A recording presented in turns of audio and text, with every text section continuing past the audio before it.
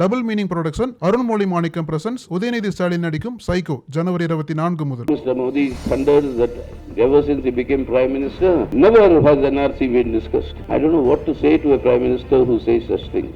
The Muslims will be declared as foreigners, termites. He calls them termites. All the termites will be thrown out of the country. There are at least 20 locations in India where thousands and thousands of people are collected in protest against the CAA, NRC, NPR. In Karnataka, 2. In Assam, 5. These are the deaths that have occurred due to police firing. And in all the 3 states, it's the BJP state government. They are creating a state-sponsored violence and blaming the protesters. UP Chief Minister says, I'll take badla, revenge. Today when you talk of the Indian economy, Modi says, why did you talk of the Pakistan economy? I'm talking of my economy, my people not getting jobs. As far for every Indian patriot, there is only one book, and that book is the Constitution of India. The questions about census, you all please answer. But the questions about NPR, we say no, we shall not answer. They are asking Indian citizens to prove that they are Indian citizens. If you want to say I'm not a citizen, you prove that I'm not a citizen.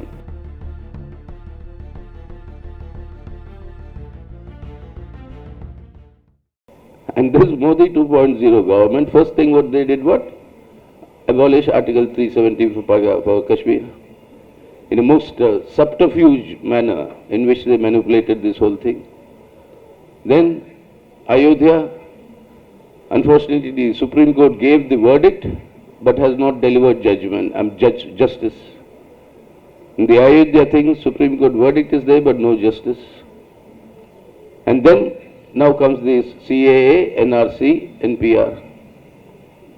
What is the CAA, NRC, NPR? Great magnanimity, Mr. Modi government is showing that we'll give people who are religiously persecuted in Afghanistan, Pakistan and Bangladesh, we'll give them citizenship.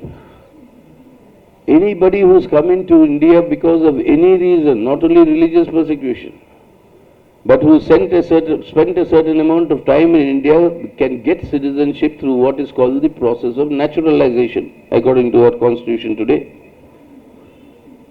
They have reduced that period from 11 years to 5 years. Fine, reduce it without bringing these amendments. Why are you bringing these amendments? The amendments are brought in order to isolate one community, that is the minority Islamic community. Everybody else will be given citizenship except them. We said remove reference to countries and to religions. Amendment was moved by us in the parliament. They rejected that. Because why? The purpose is not magnanimity to give citizenship to people who face persecution. The point is to divide the society, polarize it in communal fashion, in creating hatred and generating a divide between the Hindus and the Muslims. And that is the objective. The same objective of giving sanction to citizenship to people coming from other countries who are persecuted can happen without all these legislations. Already provisions exist. But the objective is to generate this sort of a divide. Now, if you want to generate this sort of a divide, how do you do it? With the people who are already existing here? The Prime Minister says, no, we will not take away citizenship of anybody. We will only give it to people. If that is the case, sir, why are you doing this in NPR? They say the National Population Register, we are doing because UPA government did it. UPA government had to do it, why? In 2003, under Vajpayee government, it was Mr. Advani who amended the Citizenship Act and brought this provision of the National Population Register. And the rules under it explicitly state the National Population Register will be the basis on which the National Register of Citizens will be prepared. The rules of this National Population NPR state that. So right from then, when the rules were framed in the earlier BJP government, it was clear that NPR is the basis on which the NRC is going to be prepared. Now Mr. Modi thunders that ever since he became Prime Minister, never has NRC been discussed. I don't know what to say to a Prime Minister who says such things. I was still in Parliament when he became Prime Minister. And I still remember, our seats in the Rajya Sabha, coincidentally, were such that the allotted seats of the Prime Minister and mine, we almost face each other.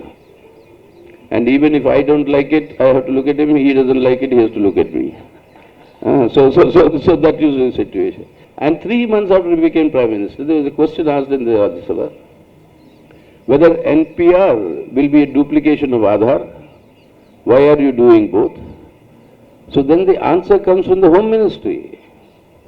The Home Minister answers, the Deputy Home Minister, Mr. Kiran Rijiju, he answers a written answer. It is there in the records. He said, no, it is not a duplication, because the objective of the NPR is to lay the foundation for the formation of the NRIC. Those days it was called the NRIC, that is National Register of Indian Citizens, which is now the NRC. So that is the basis of it. So NPR is required for the NRC. This, Modi Sahab, was declared 3 months after you became Prime Minister by your government. After that, there are at least 10 occasions when this is repeated in the Parliament. And the country was surprised when the Home Minister used the word chronology. He said, you please understand the chronology of how this process is. First the CAA, then the NPR, then the NRC on the basis of it. In the NRC, those people who are non-Muslims, whose names are not there, they will all be given citizenship under CAA. The Muslims will be declared as foreigners, illegal, and all the termites, he calls them termites, all the termites will be thrown out of the country. Now this is having international ramifications. Bangladesh has cancelled all its visits so far, and Bangladesh Prime Minister made a statement yesterday which is not at all positive for India. Former President of Afghanistan today has given an interview saying if we talk of persecution, there are Hindus, there are Sikhs, there are Muslims who have been persecuted in Afghanistan. And all of them say there is no religious persecution there. That is a different matter. But inside the country, you know what is happening. When people rose in protest against this brutal police attacks, they say that protesters are violent. Where has the violence happened? Where are the deaths that have happened because of these protests all over the country? At this very moment when we are sitting here, there are at least 20 locations in India where thousands and thousands of people are collected in protest against the CAA, NRC, NPR. Deaths have occurred maximum in UP 21, in Karnataka 2, in Assam 5. These are the deaths that have occurred due to police firings. And in all the 3 states, it's the BJP state government. Violence takes place in Delhi, where the police is directly under the Home Ministry. The ransacking and firing in Jamia Millia University by police. The police standing guard, allowing private gundas to go inside JNU and beat up the students and teachers, and escorting these armed goons out of the university and then entering the university in the name of protecting law and order. All this has gone viral on the social media. And this sort of a violence, they are creating a state-sponsored violence and blaming the protesters. UP Chief Minister says, I'll take revenge against those people who are doing these protests.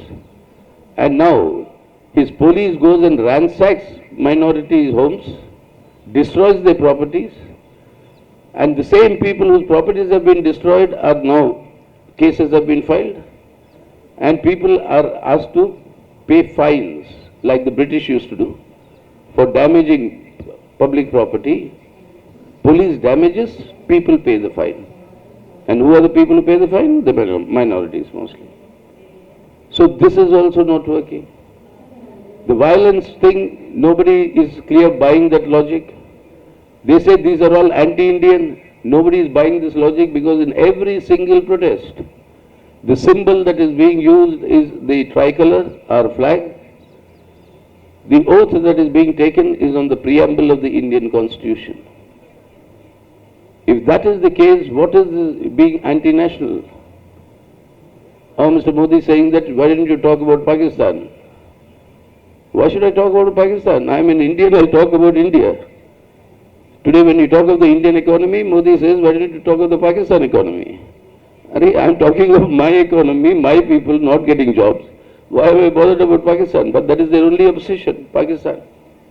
That's why to all these things, what is happening today? Our youngsters, it's very heartening and very proud to feel that our younger generation, which everybody was saying, these are all cyber nerds, they're only on cyberspace, they're only in front of their computers, they're only in front of their smartphones, they have nothing to do with social reality. When all this nonsense was being spread about our youth today, and today just look at them. This generation coming out with this sense of patriotism, holding the national flag, taking an oath on the preamble of our Constitution, because our youth realize they are the inheritors of future of India. How India will be in the future, they are at stake. They are today the stakeholders of India's future, and they are rising to protect it. And that is why we have to answer Mr. Modi. If you are calling us anti-national, remember, every religion will have its own book.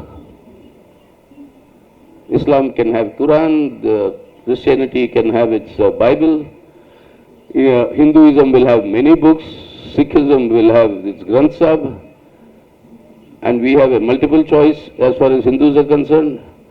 So, we have our books, but remember, as far for every Indian patriot, there is only one book, and that book is the Constitution of India.